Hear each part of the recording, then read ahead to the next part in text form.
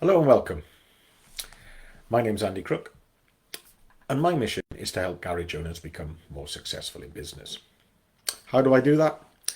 I go live most weeks on a topic from one of the 5 pillars of business as I see it. And today, we're actually crossing 3 pillars at once. We're going to be looking at marketing, systems, and the people and performance pillar. Because we're going to talk about something that controls every decision your customers and your staff make. And if you understand it, you can increase bookings, improve staff behaviour, and actually follow your own advice. It's called BJ Fogg's Behaviour Model. Why do you think techs don't follow the systems you put in place? Why don't customers follow the online booking process? And why, as business owners, do we sometimes avoid the things we know we should be doing? Most people I speak to about this think the answer is simple. It's people are lazy, people lack discipline, or people are simply not motivated enough. But behaviour science tells us something completely different. In fact, if you understand one simple behaviour formula, you can predict and even design almost every action that happens in your business. Staff behaviour, bookings, approvals, even your own habits as a business owner. Because once you learn it, you start spotting why things don't happen in your garage. Before we get into the behaviour model, I want to clear something up. A lot of people assume the idea behind Atomic Success came from the book Atomic Habits by James Clear. And to be fair, it's a brilliant book. But actually, the idea behind Atomic Success came from a totally different book. It came from a book called Tiny Habits by behaviour scientist BJ Fogg. That book introduced me to the MAP Behaviour Model. And when I read it, it completely changed how I thought about behaviour in business and in life. The two books are connected. Tiny Habits focuses on how behaviour works and how to design habits. And Atomic Habits focuses on how to apply those ideas to your personal improvement. Because most of us believe behaviour works like this, if people are motivated enough, they'll take actions. Customers will book the car in, staff will follow systems. Owners will finally sit down and do the numbers. But what BJ Fogg did, and his research shows, is something very different. Behaviour only happens when 3 things occur at the same time: motivation, ability, and a prompt. MAP, the MAP Behaviour Model. If you miss any one of those, the behaviour simply doesn't happen. And when I finally understood that, when it clicked, because most problems in garages aren't technical problems, they're actually people problems. They're behaviour problems. Customers not approving work, staff skipping steps in the process, owners avoiding the uncomfortable daily business tasks. And most of the time, it's not because people don't care. It's because the behaviour hasn't been designed properly. That idea that small, well-designed actions can change outcomes became the inspiration behind the Atomic Success Program. Not massive heroic effort, not working harder, just tiny improvements that are easy to repeat. What some people call working smarter. If you want to improve your business by 10%, find 10 things to improve by 1%. And if you want to improve your business by 100%, you simply find 100 things to improve by 1%. So before we go forward, let's define the 3 key terms before we dive in. That's motivation, ability, and prompts. Remember, if any one of these is removed, the likelihood of the desired behaviour happening is reduced. So let's start with motivation. Motivation is how much someone wants to do something. Pretty simple. Ability is how easy it is to do it. And the prompt is the trigger that tells them to do it now. So let's go back to motivation. Motivation is the hardest of the 3 things to improve. That's not to say it can't be done, but it takes the most effort. Motivation is essentially internal. Your why. linked to your status, your beliefs and your values. If the behaviour aligns with your beliefs and your values, you will remain motivated to do it. If it increases your status, you'll also be inclined to do it.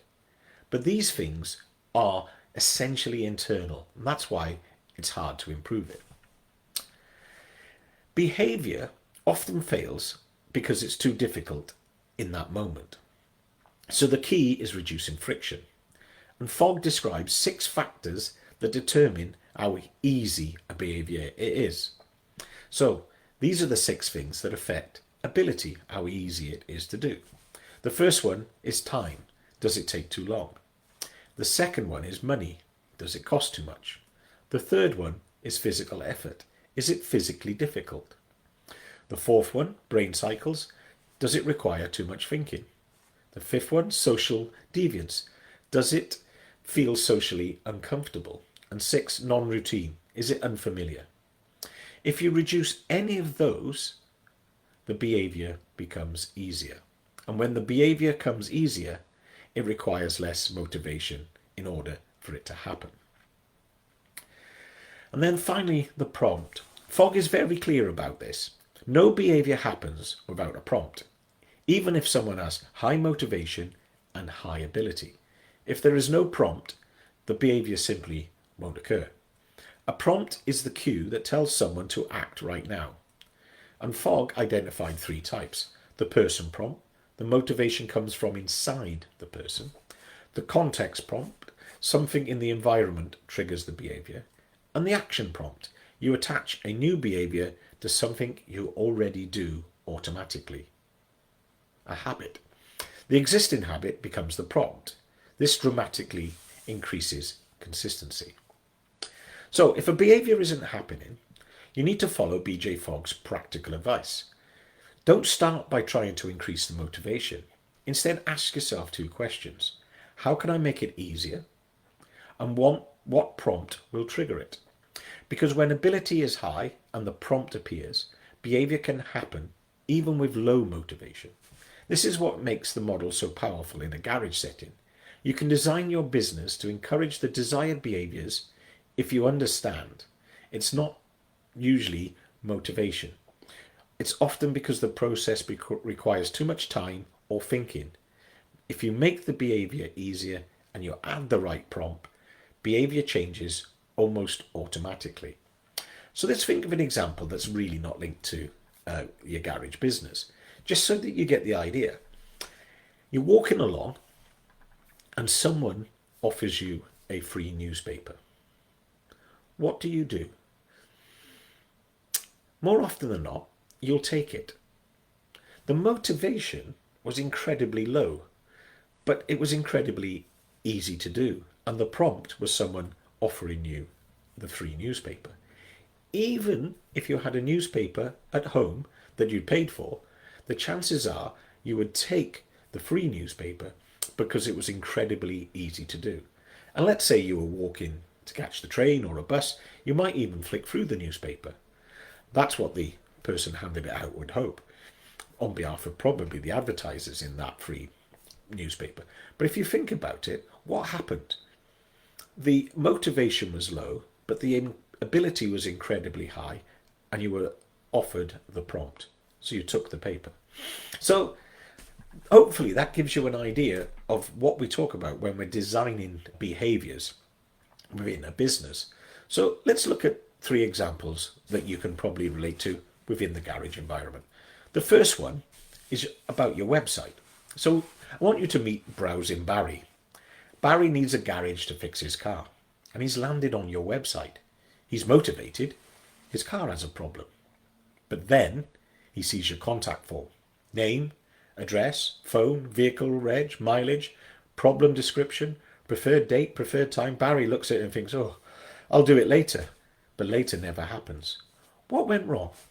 Well, the motivation was high, the prompt was present, but the ability was low. It was too difficult, so the behaviour failed. So what would be the fix? Well, it's obvious, isn't it? You need to reduce the friction. Instead of complete this inquiry form, why don't you have book now in 30 seconds? Just ask for the reg number, preferred date and time slot from the calendar. And basically, they're booked in. Job done. The ability is now high. The number of online bookings should increase. You can contact Barry for the details once he's booked in. It will be easier to get the information from him once he is booked, because then there's congruence with his actions, which is a topic I covered a long time ago. But once you effectively said yes, the chances of you saying yes repeatedly to information is higher than the first time you ask. It's to do with congruence. But if you reduce the number of questions the first time, you just ask for the reg, you offer him an online booking slots, he picks one and he's in. The chances are he'll book it higher than if he was faced with a stream of questions right from the get-go. Something to think about. The second one is all about systems within your business. So I'd like you now to meet a technician. His name is Shortcut Steve. And Steve skips items on the vehicle health check, not because he's lazy, but because the system is broken. The vehicle health check just takes too long. He's already behind, so Steve skips stuff. Again, the motivation is moderate. He knows he should be doing it. He likes to do a good job, but you know what? I'm a bit behind and I'll skip something. The prompt is always there. The job card requires the information, but the ability is once again low. The system, the process is too difficult. So the fix, make the behaviour easier. Place the tools required for vehicle health checks on each ramp. A torch, battery tester, tyre depth gauge, hydrometer, you know, the sort of things. Have one of each on each ramp or in each bay. Now the behaviour takes less effort. And suddenly, Steve does it more or less every time. Because if your staff are not following systems, most of the time the system is broken, not the people. If the job card requires certain information before Steve can proceed, that is a form of context prompt. Reducing friction and using stronger prompts increases the likelihood that the desired behaviour takes place. And finally, think about business management. And I'd like you now to meet Busy Brian, because Brian hates paying VAT.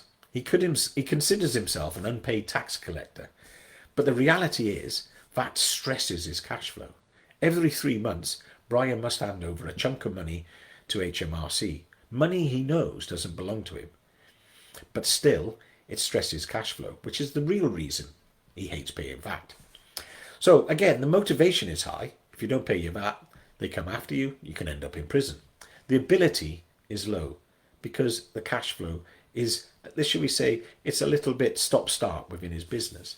The prompt is always present because you receive your VAT bill.